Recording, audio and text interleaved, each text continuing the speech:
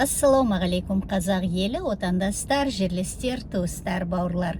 Мен Маржан қыздарыңыз әдеттегідей Америкадан алдарыңызға шығып отырмын. Бүгінде шыға салысымен өздеріңізден лайк жөнінде сұрай кетейін. Әрі осы менің арнамды тіркелмей көріп жүрген кісілер болатын болса, тіркеле кетулеріңізді сұраймын. Әрине, егер ол сіздердің бас қауіпсіздіктеріңізге ешқандай зиян келтірмейтін болса. Бас қауіпсіздік жөнінде айтқым келеді. Өздеріңіздің атыңыздан жалған аккаунт ашыңыздар, сол жерде бәрін жазыңыздар, сол жерде бәрін әшкерелеңіздер. Мынау ұры зұлым жүйенің біздің белсенділерді, халықты қандай халде бүгінгі күні ұстап отырғаны жайында. Тақырыпқа келетін болсақ, тақырып сол сақ болыңдар дегім келеді. Мынау Путиннің келер күніне бір шамалы ғана күндер қалды.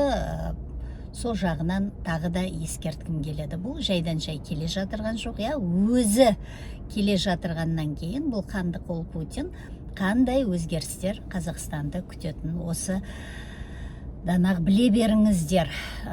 Ол жерде жаңағы референдум болады, референдумда қол қойылады, сөйтіп мынау Қазақстан, Белоруссия сияқты одақтас мемлекет болып қалады мынау Ресейдің. Қазіргі күні егер жаңағы бірін көрсетіп, бірін көрсетпей беріп отырған болса, Тоқаев ертеңгі күні бұның бәрі ашық түрде міне құжат бар, солай бәрі өте береді. Қазақстан тіпті сол Ресейдің бір губерниясы болады. Баяғыдан бері губерния, енді қағаз жүзінде губерния болатындарыңызға дайындала беріңіздер.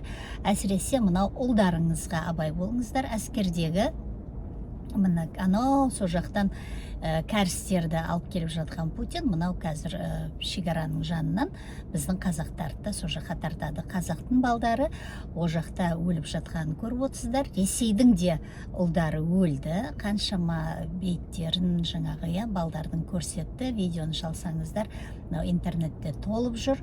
Одан қалды мынау біздің сол ақшаға қызықты мекен, жоқшылықтан бекен, әлде шын жаңағы Ресейге, орыстарға жандар ашып барды мекен.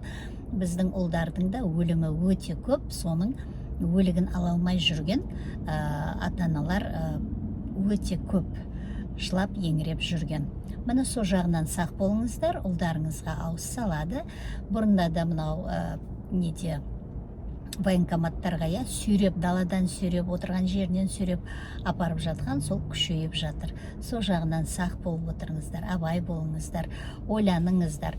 Мынау жан-жақтағы ахуалдан хабар алып отырыңыздар. Абхазия, Грузия, Ресейдің ішіндегі іріп жатқандары, міне соның бәрі бір күні бұрқ етеді, соған дайын отырыңыздар. Бізге де X күні келеді, сол X күніне де дайын отырыңыздар. Аблязовтың айтқан ұяшықтарын ашуды тоқтатпаңыз. Тағда мынау жиналып жатқан қаражатқа өз үлестеріңізді қоссаңыздар екен деймін. Ол жиналып жатқан қаражат мынау Аблязов өзінің фильмдерінде, мынау киноларында айтып өтті, не үшін, қалай, қайда ол ақшаның бәрі пайдаланатыны, оның бәрі қалай жұмсалатыны. Сонымен танысып өтсеңіздер де болады. Ал қалай саламыз, қалай қосыламыз дегендерге айтарым, менің жекеме шығыңыздар. Осы менің каналымның астында телеграм номерімде бар, қазақстандық номерімде бар, электрондық поштамда бар. Соның бәріне жазсаңыздар, мен сіздерге түсіндіріп беремін. Одан қалды телеграмға кіріп жаңа Заманбек Тілеулиевті терсеңіздер де, мені соны тауып аласыздар. Ойланыңыздар, халқым, ояныңыздар. Мынау кешегі Жаңаөзен, жаңағы желтоқсаншылар деп жатамыз, олар түгіл мынау кешегі қаңтардың өзін үкімет ұмыт қылып отыр, ұмыт қыздырып отыр, халық оның әр жағында ұмытып отыр. Сол жердегі әлі қаңтардағы не болғанын, қалай болғанын әлі білмейтін азаматтар өте көп екен халықтың ішінде. Анау Жаңаөзенді айтпағанның өзінде, Жаңаөзенді бүгін бірінші рет естіп, бірінші рет көріп отқан кісілер де бар екен. Мынау желтоқсаншылар жайында да. Ал енді біле беріңіздер, бұл ненің кесірі, ненің арқасы? Бұл осы биліктің арқасы. Билік осындай шараларға бару үшін неше түрлі ұятсыз да, мынау қитұрқы әрекеттерге барып жатыр, ұмыттырып жатыр. Желтоқсанды не істеді? 16 желтоқсанда келіп тойлатып қойды, иә, қазақ еліне. Ол кезде қаншама ұл-қыздарың сол жерде шейіт болды, өлді, өлтірді мынау сол кездегі жүйе. Одан бері мынау Жаңаөзенде де қырып салды барып, иә, көтерілген халықты. Одан бер жағында мынау бер жағында қаңтарды да, иә, уже ендігі уже ұмыт қылды. Ойлап отырсаңыздар, бұның бәрі не үшін? Сол өзінің атын ақтап алу үшін, сол жүйеде молырақ отыру үшін. Ойланыңыздар, халқым, ояныңыздар. Мынау X күні келеді, келе жатыр. Соған дайын отырыңыздар, сақ отырыңыздар, абай болыңыздар. Мынау халықаралық жағдайдан хабар алып отырыңыздар.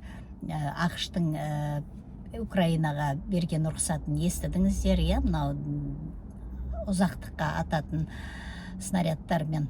Міне солдан кейін Путинді жаңағы ядролық доктринаны не істеді, өзгертті.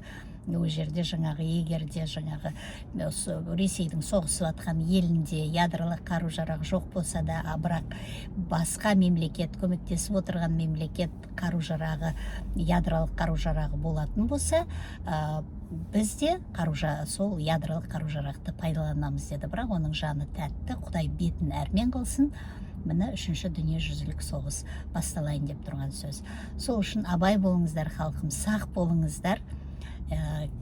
Мына Аблязовтың айтқан ұяшығын тағыда айтам, ашуды тоқтатпаңыздар, жалғастыра беріңіздер. Ортамызға басқа ұлт өкілдері қосыламын деп жатса, түріне, тіліне, түсіне қарамай, соларды тарта білейік, ортамызды толтыра берейік. Сөйтіп, мынау келе жатқан X күнімізге бір кісідей бәріміз тік тұрып, бейбіт те берекелі Қазақстанымызға бет бұрайық. Алға, қазақ елі!